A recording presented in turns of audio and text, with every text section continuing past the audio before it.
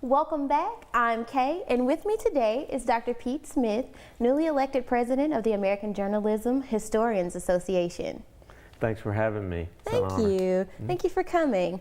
Okay, I understand that you were recently elected president of the American Historians Journalism Association. I know I just introduced you as such, but could you tell us a little bit about the association? Sure. It was founded in 1981 to focus on the teaching of journalism and media history in the curriculum, but also to emphasize in the academic field research in media history. And the name can be a little misconceiving because we actually focus on all forms of media history and not just journalism. Okay, so is the media history part what made you want to join the society? Oh, absolutely. I've always had a love of history. I get that from my mother, who devours just about anything history related. And I've always enjoyed how media industries operate. I love the study of how media industries operate and pop culture. I just didn't know until I got to grad school that you could combine the two in a research agenda. And a mentor of mine at Southern Miss introduced me to this academic organization, and I started going to meetings maybe 10 years ago. And ever since then, I've been hooked. I've been to every meeting since 2005 and worked my way up the leadership chain.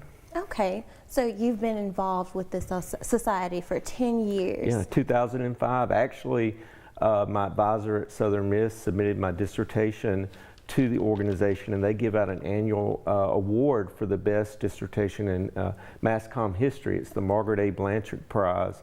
And at my first conference in '05, I was awarded that award. And so they kind of hooked me with a trophy, so to speak. And then from there, I was involved in various committees with the organization, and then the board of directors, and then I was elected second vice president 2 years ago, and then you automatically ascend to first vice president and then president. Okay, so it wasn't a surprise when you were elected president at all? It was a surprise when I was elected second vice president, and that was such an honor because I really hadn't been involved with AJHA that long, and I was just coming off a 3-year tenure as a member of the board of directors. So I went right into my role as second VP, and the second VP is responsible for planning the conference the next year. So, and then I became first VP, which was no surprise, and first VP is responsible for working with all of the committee chairs for the various committees that are a part of the organization, like the Public Relations Committee, etc. And then now I'm president, which means I will preside over our next conference, which is in St. Petersburg, Florida, in October of 2016. So my tenure started in October of this year and will run through the next conference.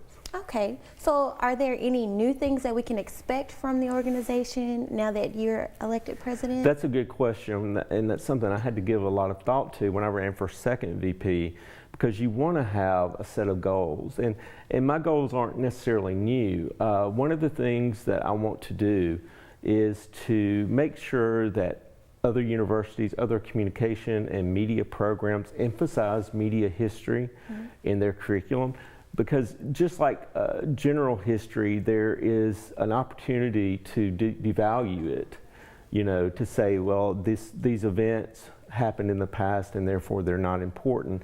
And in mass communication, that's becoming an issue, because as courses are developed to teach students how to write and be good journalists in a digital era, there's an opportunity to say, hey, we don't need this history course because we have to make room for all these other courses. So my goal in that way is the same as previous presidents. Okay, well, I understand that you wrote a book recently as well. Well, I'm writing a second book right now, and I wrote one several years ago that's in the area of 20th century media history. Okay. Can you give us like a title maybe? It's Something on My Own, Gertrude Berg and American Broadcasting, 1929 to 1956. Okay. Well, thank you for joining us today. Thank you for having me. It's a pleasure. It was a pleasure as well. Okay, stay tuned after the break. We have Ashley Fortenberry with the latest in entertainment news.